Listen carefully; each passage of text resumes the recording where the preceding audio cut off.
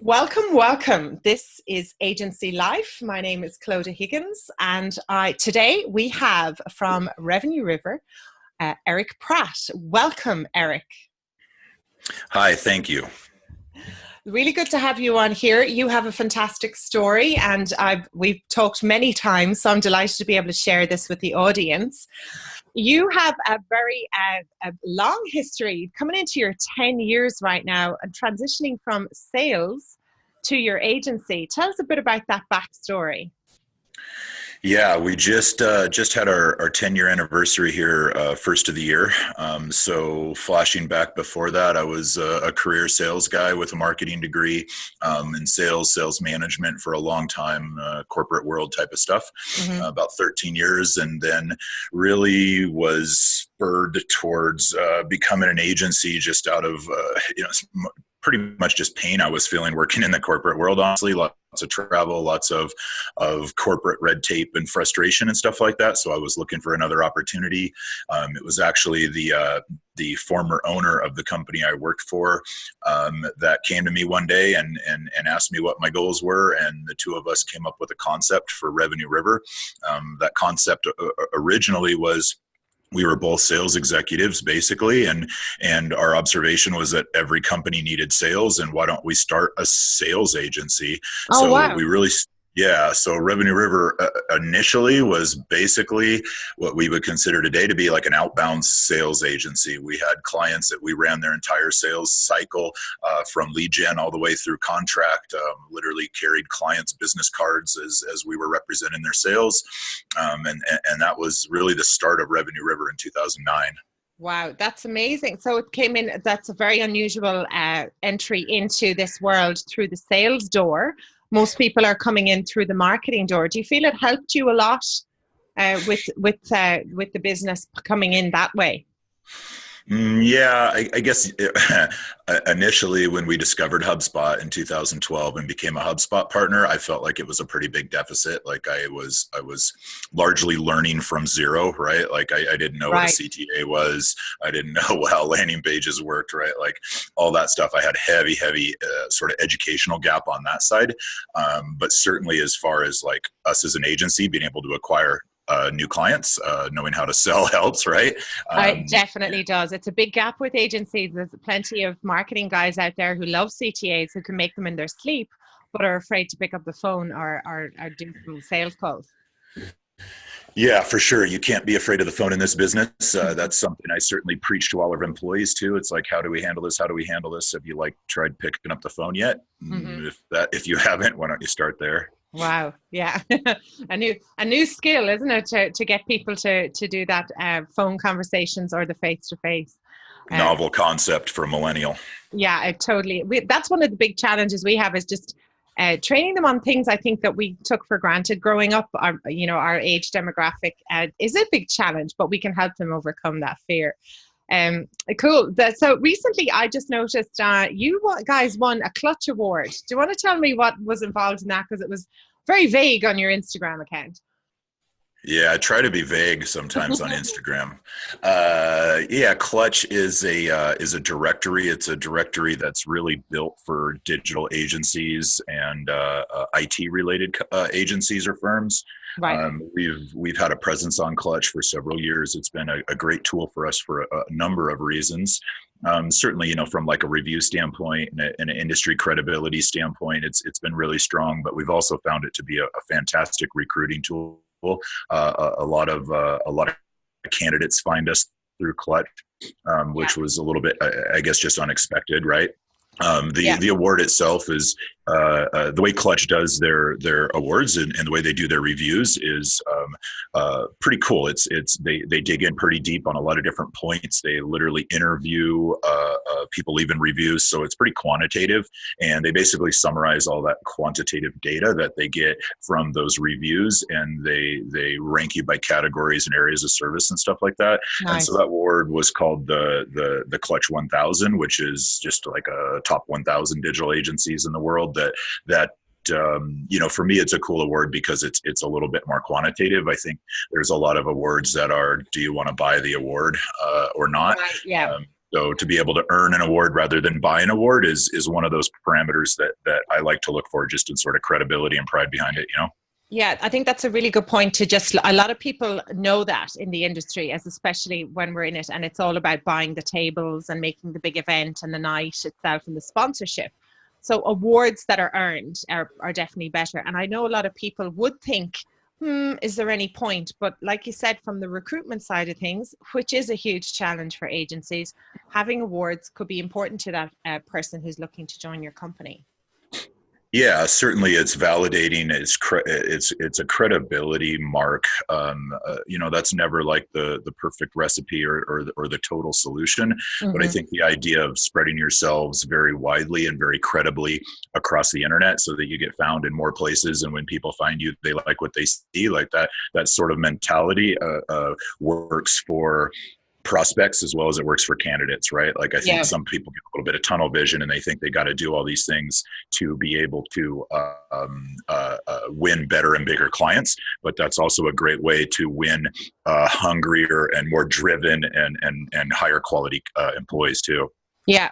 This is an area you're really strong in your recruitment strategy. 2016, you shared an incredible talk, which by the way, I still share with people. I still talk about. I mentioned you in my book. What has changed for you when it comes to recruitment since 2016 from when you shared that talk? Yeah, I think probably just a little bit more polish and improvement on processes, just a little bit more dedication towards a deeper evaluation. I think just on the surface, sort of anecdotally, like the hiring process has gotten easier as we've matured. We're recognized more often. You know, we're found more often. We're more credible. So, I mean, really, when I put out a job posting, I get a lot of candidates, and it's sort of an embarrassment of riches there, as I have a lot of people to choose from. But I also have maybe now 4 or 5 legit candidates instead of 1 or 2 legit candidates when I get through a hiring cycle. So the decision becomes a little harder, which is a really good thing, but we're really, really focused on still hiring for the right reasons, the right types of people, the right character and values, and people that really can subscribe to principle-based stuff. So I think the challenge there, maybe the temptation is we're getting more people with maybe thicker resumes and stuff like that. We still need to stay true to who we are and hire people first, not resumes first. So I think it's easier in some ways, maybe a little bit more difficult in other ways. Yeah, you've a very long game on that. You played that long game, and you played around the core values of, you know, are these people a good fit and things like that. It's good to hear that 3 years on, not much has changed except some of the processes. Isn't that a testament to some evergreen content that you made there?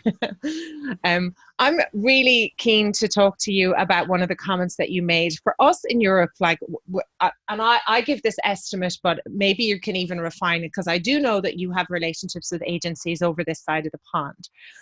For us in Europe, it's talking to you guys, it's like you're 18 months to a year ahead of where we are. Would that be fair in the marketplace of what's going on when it comes to working in inbound? Yeah, I think really it comes down to the market is a little bit more mature over here. I think people have embraced the methodologies and the disciplines where we work maybe a little bit sooner. And as HubSpot has grown, it's grown from the inside out. I think the European market is probably ahead of some other markets, but I think there's a little bit of a lag to that. There's probably a little bit of a lag for general awareness and consideration of things like HubSpot and things like digital agencies and some of the things we practice. But there's also a little bit of lag probably in like the agency maturity piece too. You guys have some great agencies over there, but it seems like from all of my talks with my friends that live over there, there's a little less competition locally than there is over here. It's become pretty saturated over here. You can spit across the street and hit an agency. Yeah, there's definitely that. We're still leading with inbound, and you know, there's agencies signing up today with HubSpot. I remember when I worked there myself, I would see an agency sign up with HubSpot, and immediately the first thing they did was change everything on their website to inbound. One of the topics that you wanted to talk about was the death of inbound. So as almost from the future, tell us about what the changes are. Apart from the competition, what are the changes that you are seeing when it comes to people not leading with that now anymore?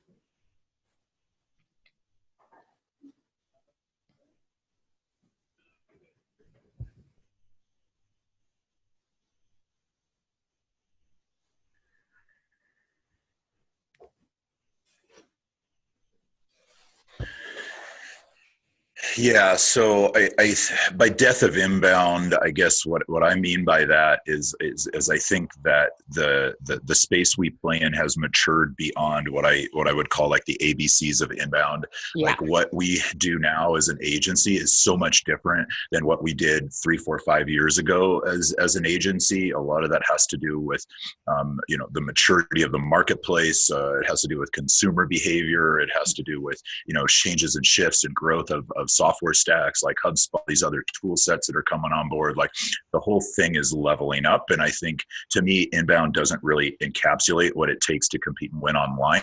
Mm-hmm. I think inbound is really just a discipline of that, and that discipline is changing greatly. Different forms of content, different forms and methods of lead capture. It's not as easy as it was. It's matured a lot, and so. Right. Inbound is something like terminology wise as an agency, we very, very rarely even use anymore. We've had pretty much everything inbound language, inbound methodology stripped off our website for almost 2 years now. We're positioning ourselves much more around, what it takes to compete and win with digital, connecting obviously stuff like sales enablement and service hub and things like that, right? Certainly conversational marketing. There's so many other disciplines of it that don't really roll into inbound. So we've just sort of expanded our messaging and positioned ourselves a little bit beyond inbound. I don't think that the methodology is dead, but I think the methodology has changed greatly. And I think that agencies that position themselves as inbound only and put a bunch of HubSpot graphics on their website to say, oh, hey, we do this, I think those agencies are going to struggle to compete in the future. Yeah, definitely. I'm 100% behind you there on that. It is something, if we look at the evolution of HubSpot, like it was just marketing software, 6, 7 years ago, and then into the sales and then into the service hubs. And now there is the conversational marketing. So do you have a definition of, you're not an inbound agency? What would you define if you were to explain to your granny?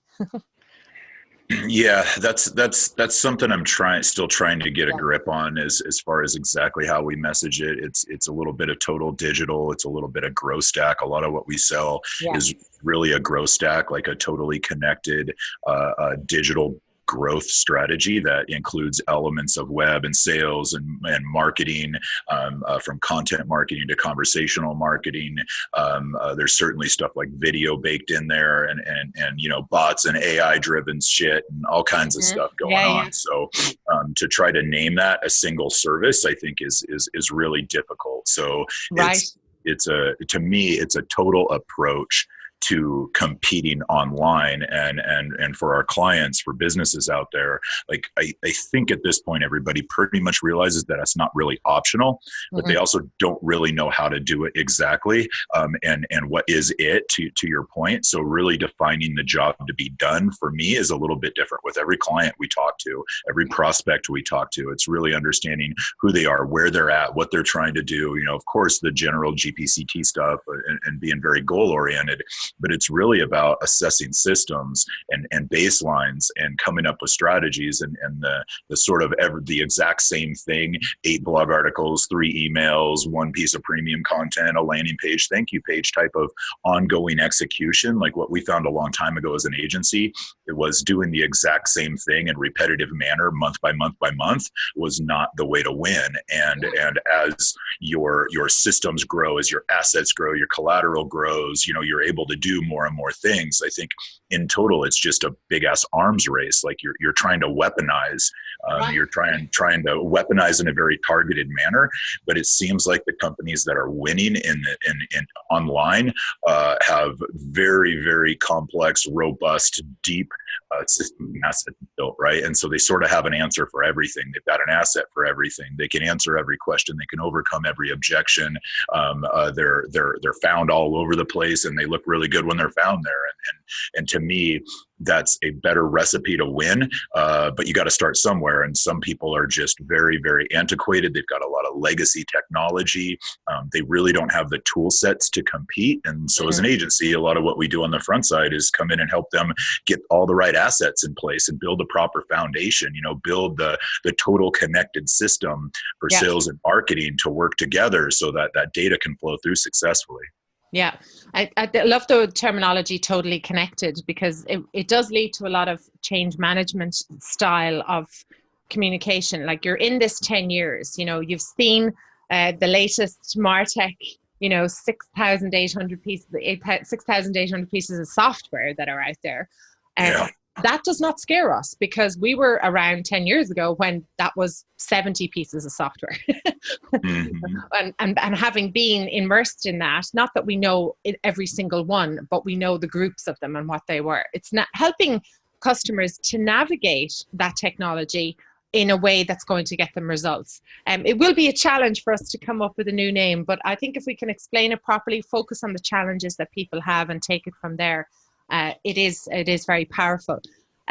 One of the things that I noticed as well is you're really strong in the sales process. So what would be, from your perception right now, how different is your sales process from last year, from the year before, and how has it evolved that we could learn over here in Europe?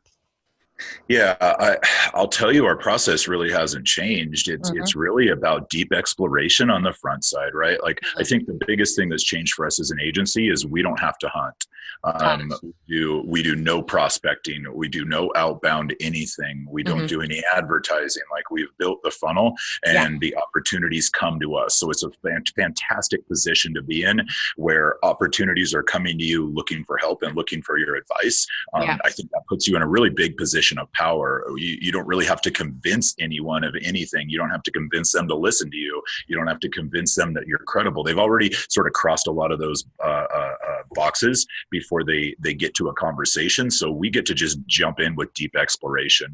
I'm a real firm believer in question-based selling, Socratic method of sales, the baseline methodology of sales. All this stuff's very, very similar. And it's about, deep exploration, lots of probing questions, uncovering opportunity, uncovering need, recognizing what's adequate to be built upon and recognizing what needs to be scrapped and rebuilt from scratch. And And from my personal perspective is I don't want to re-engineer stuff just to re-engineer it. I love when I have a jump off point, when they have great pieces to work with that maybe just need to be modernized a little bit or fit into the puzzle a little bit differently. That's another reason why we don't sell the same thing to everyone is if they've got some really good assets and we don't need to build there, we'll go build where there's need. So I think it's really just deep exploration and really good assessment. I think the key to sales is really to build trust through expertise, like to be able to give some really strong recommendations, observations, honest with them. If something sucks, tell them it sucks and tell them why it sucks. So don't blow sunshine in their ear. Don't promise them the world. Ground them in reality is one of my personal just sort of sales preferences, is to really ground the prospect in the reality of the situation, where they're at and what they need to be successful. And then we try to build a plan for them off of that. And that really hasn't changed. That's been how we've done sales for a long, long time. I think it's just a matter of really, really being an empathetic listener, and really understanding how to ask the right questions, and really truly understanding how to balance going negative and asking additional probing questions, like not accepting a bullshit answer to a question, like asking strong follow-up. Personal sort of anecdotal experiences is that you'll win more business by going negative than you will telling them what you think they want to hear. Just not jumping into the solution. I have this I sound like a broken record when I'm talking to the clients that I work with, is like 6 months of HubSpot. So say you bought HubSpot, 6 months later, you know too much. You have to take it down to the level, back to the level of where the client is, and sitting down and listening and sitting in their feet, in their actual desks with them and going, what is that challenge? And almost pausing, because we feel, because we know this much, we should be doing all these fancy things. But 9 times out of 10, small, quick, solid wins can then kind of relate to the really fancy stuff that we want to do. It might not be a chatbot today. It might just be organizing their list, taking it back to some simple, basic, honest to goodness, like business language that they understand is a really key part of this today. We know a lot. We are in the future in comparison to a lot of our clients, but they don't need to get there right now with us.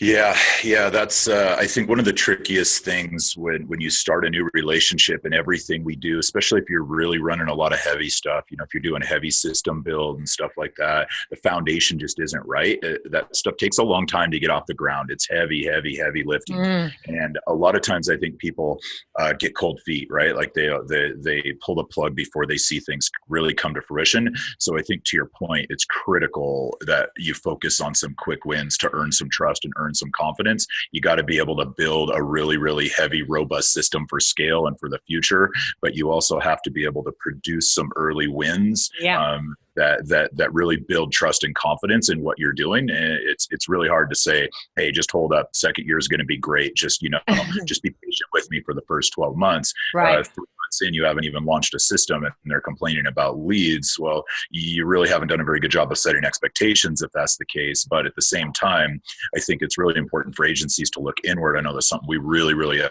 focused a lot on here in the last year is redefining what we do and really, really trying to, through assessment and audit and opportunity recognition, trying to find the things that will, what do they have to work with that we can get something going now while all the stuff we have going together. Like, I think that's a worthy thing to focus on for agencies.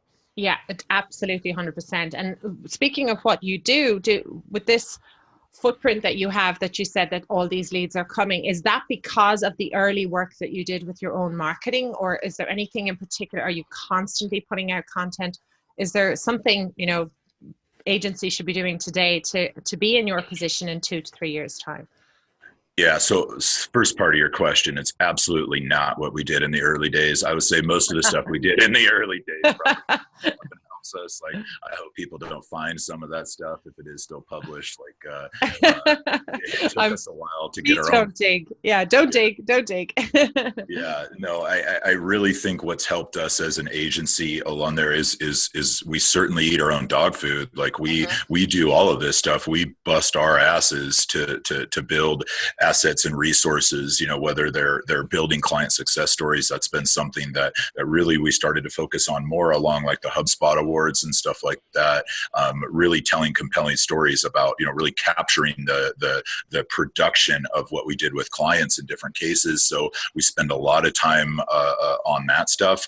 We spend a lot of time on content creation. Most of our content is really evolves around a pillar strategy. For any agency that isn't writing with a pillar strategy in mind, I think that's would be one of my number one tips. That's where we have found a lot of traction, a lot of traffic, a lot of new inbound opportunities have come from us really extending education through topics and building strong pillar pages and clustering like crazy.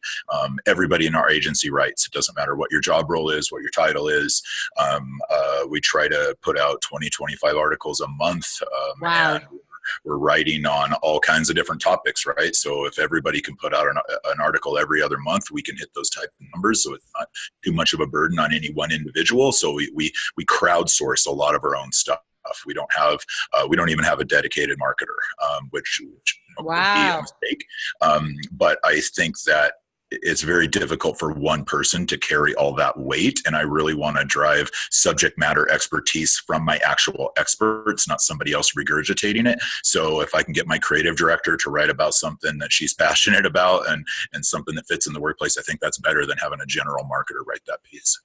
Wow. And that it leads to, again, you creating that more of a holistic portrayal of your agency. You're not banging on about one thing all the time. You must, if you've all that contribution, you are like, when you meet a person at a party and all they talk about is football, and the conversation gets pretty boring pretty quickly. But if you meet someone and they can talk about the weather and talk about politics and talk a little bit about lots of different things, is that what you're kind of feeling then? There's attracting all different types of people. Yeah, I think that's a good analogy, a good example. I mean, from my standpoint, we're trying to do a lot of things, and so Mm-hmm. we've really spread ourselves really wide as Yes. far as our capabilities. I think the downside of that is we're not the deepest on any of those sort of pillars. But in building all of these different pillars and building all of these capabilities, investing in things like conversational marketing, investing in things like video, investing heavily into disciplines like SEO and forming departments around that with really specialized resources there, we're able to execute across a really broad spectrum. And then, of course, the fallout of that, another output of that rather is we can talk about a lot of disciplines as well. We're not just an SEO agency. We're not just an inbound agency. So when I have an entire department of 5 people doing sales enablement, the stuff that they're doing with system development and integration work and all that type of stuff, it's totally foreign to my video people or my SEO people, right? But if you Yeah. put all that stuff together, now we can write on a real diverse set of topics. And because we have specialized resources in all these roles and departments, it allows us to be deeper than if we were just a bunch of a generalist or have a sort of a hive model where I put one account manager and 4 clients and they just sort of do everything. I believe in deep specialized resources. So we'll throw in a growth stack campaign, we'll throw a dozen different people Nice. at that campaign, all in very specialized roles. And it's a son of a bitch to manage. Like it's not necessarily the easiest route to go, but I do think it's the route that drives the most effectiveness for the client. And that's really what we center everything on, is solving for the damn client first. Yeah, exactly. So, which leads me nicely on to, you have some massive growth plans. What are the things that you're focusing on when it comes to your growth strategies? And in alongside of that, I'd love to hear what you're excited about with when it comes to the next level. You are going to grow. You've got big revenue plans, so you are growing. What's the kind of thing that you're banking on there for the growth? Yeah. Oh shit. That's a good question. I think that this industry is growing really quickly, and I think you mentioned like the Martech stack and stuff. There's just so many players coming in.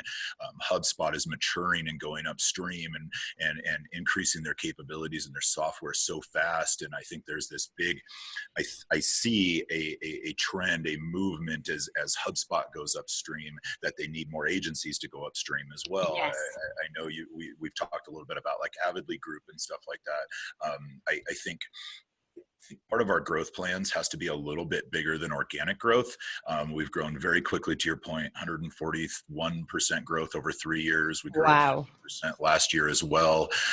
So we're growing quickly, but my fear is that all these other agencies are doing so many merger and acquisition plays. There's a lot of that in the US going on. There's a lot of consolidation, and I think that's healthy. I think it's necessary. I think that HubSpot and other vendors like that need agencies to be bigger and more mature to serve upstream clients. Yes.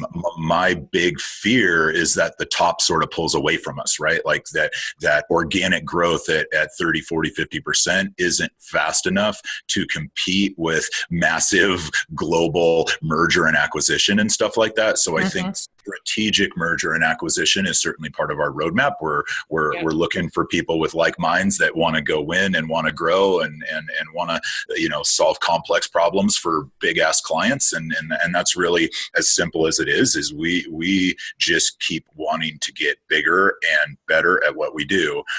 The bigger part is really about being in the conversation with larger, more sophisticated clients and their needs, so that we can really, put all of our skill sets and tool sets to work. It's just I don't know, I guess at the heart of it is I just like to win. Winning feels better than losing, right? Like winning big clients, winning awards, putting great success stories together for clients. Like that's the stuff that drives and energizes my people too.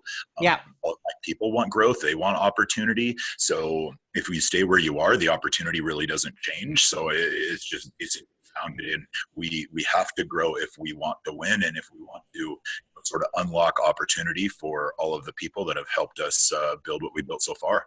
That is exactly the sort of future vision that you're looking at. You're very strategic about your growth. So if there was an ideal, if the phone rang after we get off this podcast and there was an agency who are going, oh, hey, you know, I'm really interested in joining. What would that ideal call look like? Are they a specialist in web dev? Are they HubSpot? Are you looking for someone outside of the ecosystem? What's a kind of a good one for you right now? Yeah, that's a good question. I think where I'm at currently is there's a lot of strategies out there, right? There's a lot of different angles agencies are taking. Mm-hmm. My personal goal is not to go merge with a Marketo shop and learn Marketo, for instance. HubSpot is who we are. It's what we do. I believe it's the best tech in the world for that stuff. I think they're winning. I have made a strategic bet since 2012 on HubSpot, and I don't think that has failed me. And I don't think trying to go learn more inferior solutions to get into other buckets is really the best strategy. So from my perspective, HubSpot is certainly at the core of that as far as what our plans are. And other agencies, I guess, you know, it's really largely mindset stuff. I think it's alignment stuff, you know, how we see the world, how we see growth, how we see opportunity. I definitely think that the more expertise in a individual pillar, individual discipline is better than a bunch of generalists, right? Like a small agency that's running $3,000 a month inbound retainers, and they're doing the ABCs of inbound. Like, that client base probably isn't very attractive to me.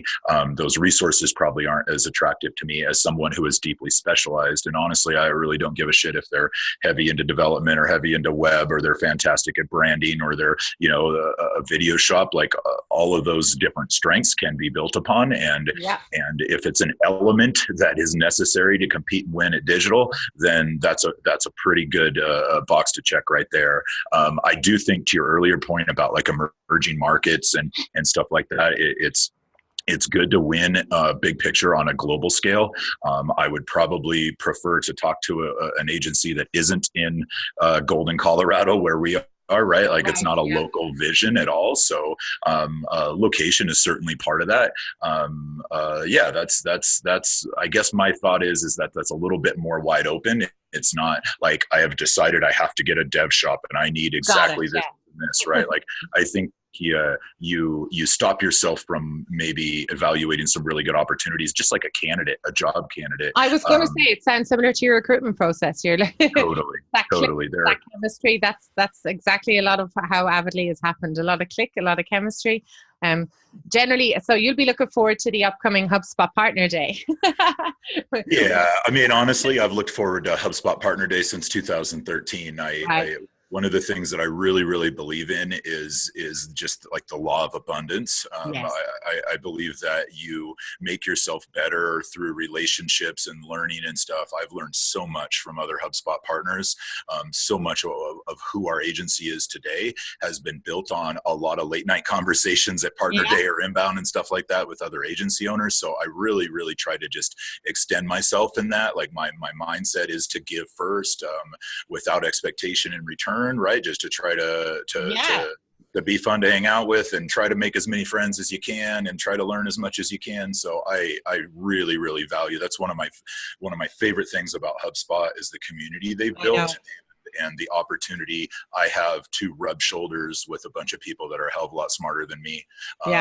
It's been invaluable to my agency to have that exposure and opportunity to build those relationships. You're so super generous with your time and your knowledge and your sharing, and you're always available for calls, and you were straight on for this podcast. So thank you for doing that. And new people that are coming into HubSpot, I think it is a testament to you to go, you know, that you've put in and you've got out. You know, it has been a give and take, and it is important for people to know, especially new agencies coming in there. They're a bit skeptical. They're like, why is everyone so friendly and so generous? And it's like, well, it's okay. You're going to get it back eventually. But in the beginning, it's one of those weird things. When it comes to your growth, you know, growth and growing pains kind of go hand in hand. You hit a bit of a pain last year. You talked about a goal that we're all trying to strive for in agencies. It's probably one of every second agency's core values is transparency, right? So they want transparency. The people want transparency. You as management want to be transparent. But tell us, that hit a bit of a bump last year when you tried to roll out something.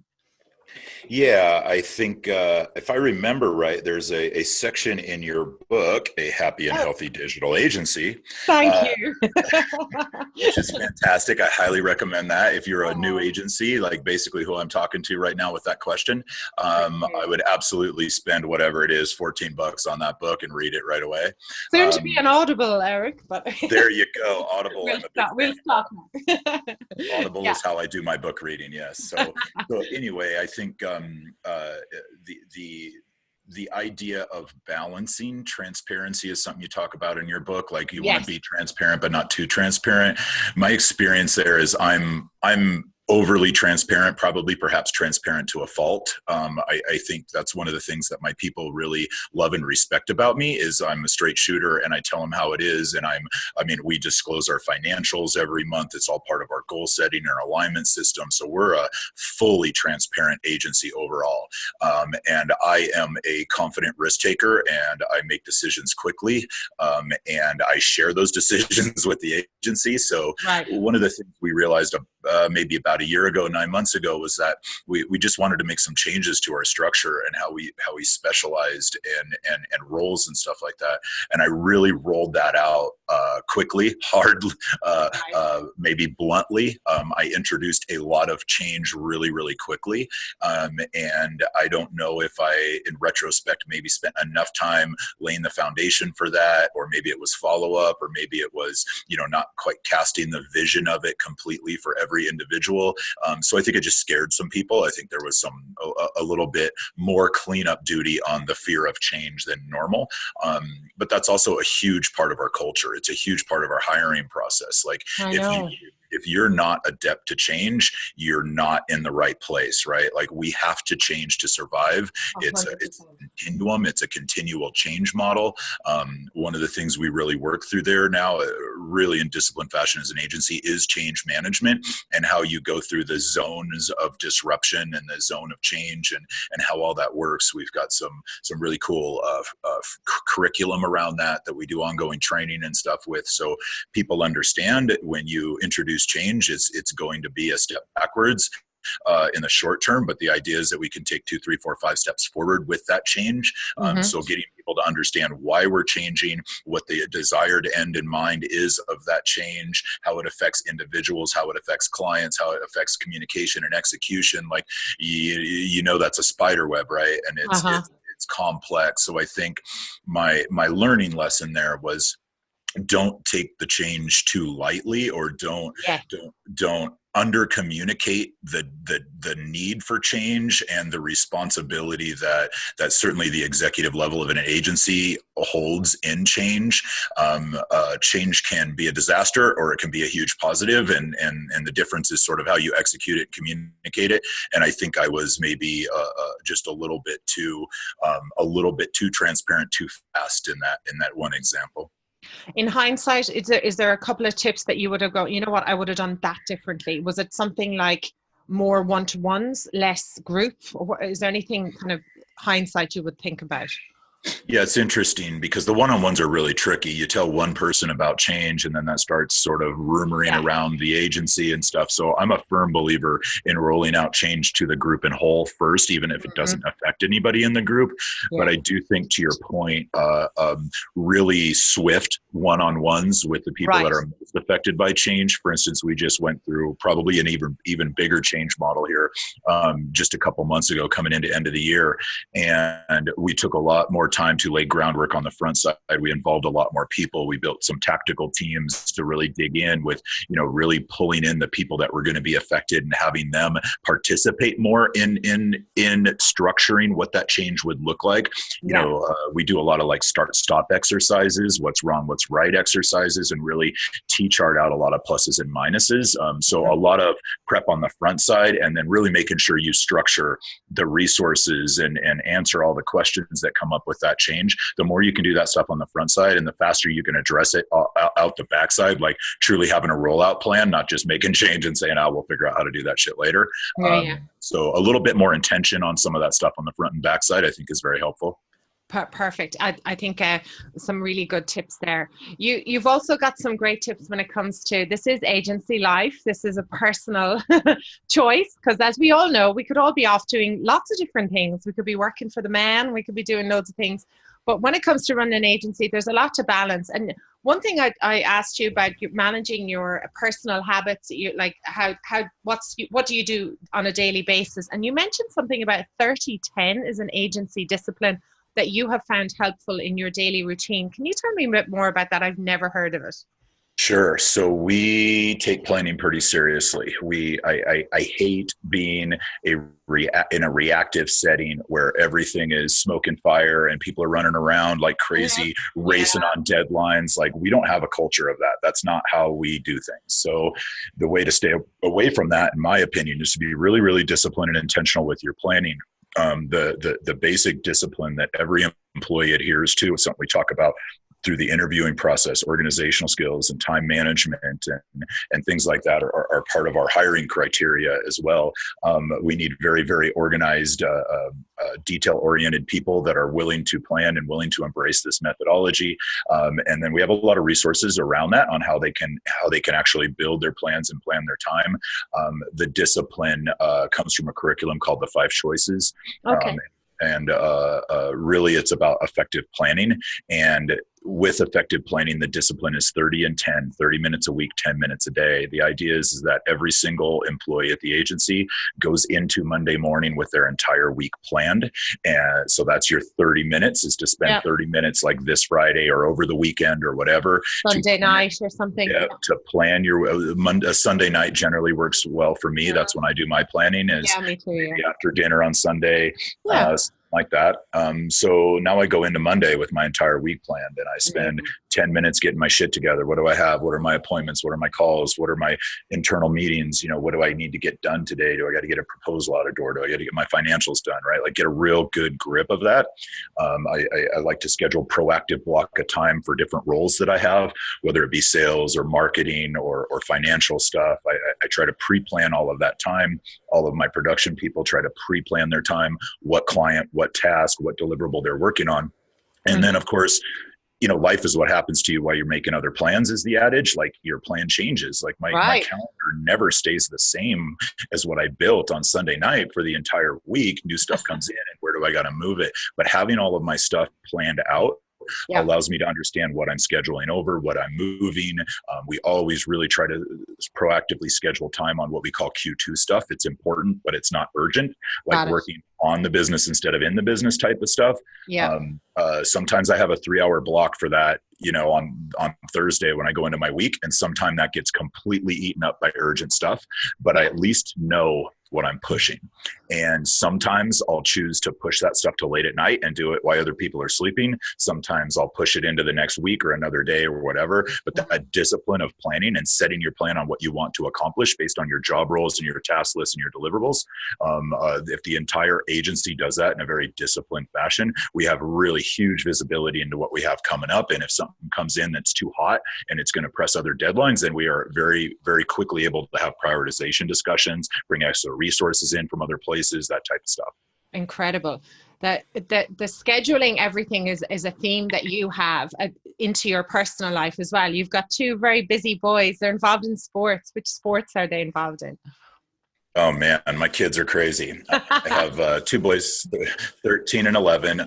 Baseball is their first passion. Basketball, they play baseball and basketball. So basketball is just now wrapping up. Baseball's been doing indoor stuff since December. So our 8-month baseball season is in full swing here. My wife and I just chase kids nonstop. We team up, right? She drops a lot of kids off and I pick a lot of kids up. And sometimes that means I get to work till 7 or 8 at night before I pick a kid up. And we just sort of manage the whirlwind of life as best we can and really prioritize family. I think that's one of the good things about agency life from my perspective is I get to put first things first, and I get to be there for my kids' games or practices or whatever my family commitments are. And I get to schedule around that. And sometimes that means I have a lot of work to do after hours, but I still get to be where I want to be. Yeah, I it's sort of one of those side things. It's like I live my life by my calendar. I think people who can get a lot done have that. So if your work and your family is in the calendar, I mean, that's okay. That's how it's all going to happen. Because like you said, if you've got a pickup and it's in your calendar at 7 o'clock and you've got that gap to do Q2 stuff between 5 and 7 when everyone's gone, the office is quieter, like, why not? You know, I don't see people are like, oh, you've run your life by your calendar. I'm like, well, yeah, because it kind of helps that way. Yeah, I mean, that's the key to effectiveness in my mind. Right, that's what I thought. I'll tell you a funny one though. I was speaking to an agency. I was speaking to Traction Tools, a company that we're working with, and they do EOS, like holds all the EOS information in one place, right? And she was telling me about this guy that she works with who has his family on an EOS. Like, actually, when his wife rings up and goes, oh, can you do such and such? He'll go, can you raise an issue? And it's like, okay.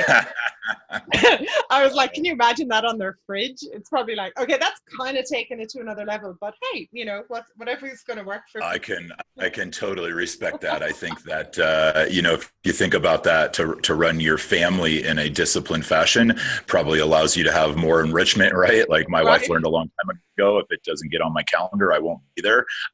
But anything that's on my calendar, I will be at. Just put it on my calendar and I'll be there. Yeah. I mean, I certainly want my children to develop some of the habits and disciplines and sort of character values that we look for here as an agency. Of course, you know, what it takes to win in the workforce, you know, all that stuff. I mean, it just, a lot of this stuff just comes down to rolling up your sleeves and being disciplined and being intentional about your life and just not reacting to what happens, but to plan for what you want to happen, right? Like whether it's family life or agency life, like I can't imagine running two different calendars. That seems so insane.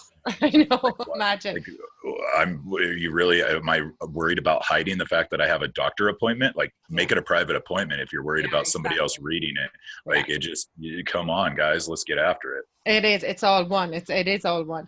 That one of the things, imagine, and we'll kind of come to a close, but I know there's probably a little bit more to talk about. But today there is an agency out there, and you're in the HubSpot ecosystem. There is a salesperson closing and sending a payment link to an agency who's coming in to the HubSpot or digital or growth stack or connected, whatever world that they're coming into.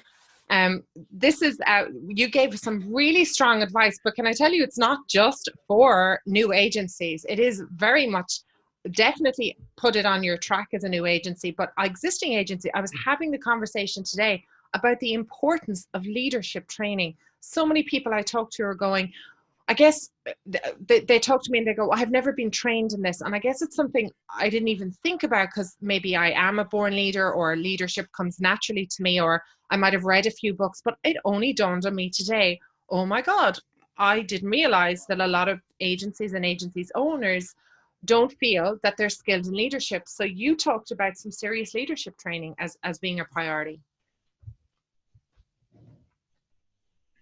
Yeah, I mean, the skills training stuff to me is so easy. It's just like a new employee. If I get someone with some real strong experience in a totally different space and they know nothing about inbound or HubSpot or whatever, I just feel like that's such an easy, quick ramp up to get some basic proficiency and then grow expertise from there. Agencies, I think, undervalue the importance of sales is one big one, but I think even bigger is undervaluing the need to really focus on the people side of it. As a service agency, your product is your people, culture and things like that are absolutely critical. And I don't really like the general attitude of, oh, well, I've never had training on that. That like everything is at your fingertips. You can get better at anything you want. There's so many resources, the fabulous World Wide Web and everything. Like, put priority on it. Don't make excuses that you can't afford it, that you don't have time. Like, if you want to win, if you want to grow, if you want to scale, if you want to reach your goals as an agency owner, you better put some serious focus on self-development. And that self-development should really, in my mind, center around leadership. Like, you don't have to be a great leader to become a great leader. You have to really be driven to become better at whatever principle of leadership that you want to focus on. I think that leadership training, people type training, cultural type training, like, you got to seek that stuff out. You got to pick a system, and you got to dive deep into it. I would say that one of the things that has really been helpful to me as an agency owner is to be able to fall back on, you mentioned EOS, Traction. We're a Franklin Covey shop. We do stuff like the 4 disciplines of execution, like everything that's in our culture, everything that's in our personal and professional development curriculum is all founded in, millions of dollars of research and all kinds of really smart people. And it's like, I'm not trying to do it my own way in that regard. I'm trying to understand a system and formula, and I'm trying to embrace it, learn it, and execute it and lead it as best as I can. So pick something. Find something to be your North Star, to be your compass off of, and really, really work hard at becoming the type of leader that you would want to lead you, right? Like, it's not that hard for me to put myself in the position of my employees and understand what they want and what they need. And, that's a little bit of like, outside the box versus inside the box. If anybody has heard of Leadership and Self-Deception, that is a fantastic book. Great. I would highly recommend that. Anything by the Arberger Institute. The Outward Mindset is another fantastic one. It's really about open yourself up to the fact that everything is bigger than you alone, right? It doesn't matter what you're doing. It's about working effectively with and through others. The leadership paradigm is that you're trying to be effective with others, not just effective as yourself. That's why some of the best individual contributors make terrible managers. It's one of those things that if you really, really understand the value in it and understand that your entire agency is about the health and alignment and drive and energy and buy-in of your people, then if you really realize that, you wouldn't put it off. You wouldn't make excuses why it's not worth your time and why you need to go develop somebody else's website or build a stupid career. Yeah, 100%. What was the name of that institute, please, Eric? And I'll put it in the show notes. The Arbinger Institute. They've published a few books now. The Outward Mindset and Leadership and Self-Deception are 2 of the curriculum pieces we have in our rotational leadership program. We have a rotational leadership program that has quarterly application and admittance into. We've got, I think, like 22 people in our rotational leadership program out of our 41 employees. So it's been very well received, and we're just always working through curriculums, always working through something. That both of those books by the Arbinger Institute are very, very heavy mindset driven books. And it's, if you think about it as an agency, what we're trying to do is get everybody on the same page and point it in the same direction. And really, if you can address the mindset, the core mindset that people have, it's a really great way to get people on the same page. That's fantastic. I'm definitely going to put that in the show notes. That's a really good one. I think one of the things that I've noticed, it's almost like a pattern, and you talked about your previous past corporate jobs, right? What I see as a pattern with agency owners is they had the corporate job, the big job. They knee-jerk reacted. I don't like this. I want to do my own thing. And by doing their own thing, they kind of don't do any of the basic management of what they had in the past, because they have a bad connotation. They had a bad manager who did terrible one-to-ones or didn't have a career path. So they reject all of that, but it's a people's business. You have reject that. Like, how about re-engineer it to be better, right? Like, if you had a terrible experience with your parent, does that mean you don't discipline your children? Right. No. Does that mean maybe you discipline them differently? Yeah. But you still know that they need discipline. So you don't do it at all. Yeah. You don't drop it. Absolutely. Absolutely. Like, I'm the most like anti-corporate person at all. I'm just a nonconformist. I am a challenge all authority just type of person. But that doesn't mean that there's none of that in my agency, right? Like, I have chosen to go a little bit different route than how corporate does it. But I think in a lot of regards, like to scale, we invest much more into that stuff to do it the right way instead of the wrong way. Yeah, because that's what your employees need. in order for you to have the successful agency and the culture and the camaraderie and to get the results that you want.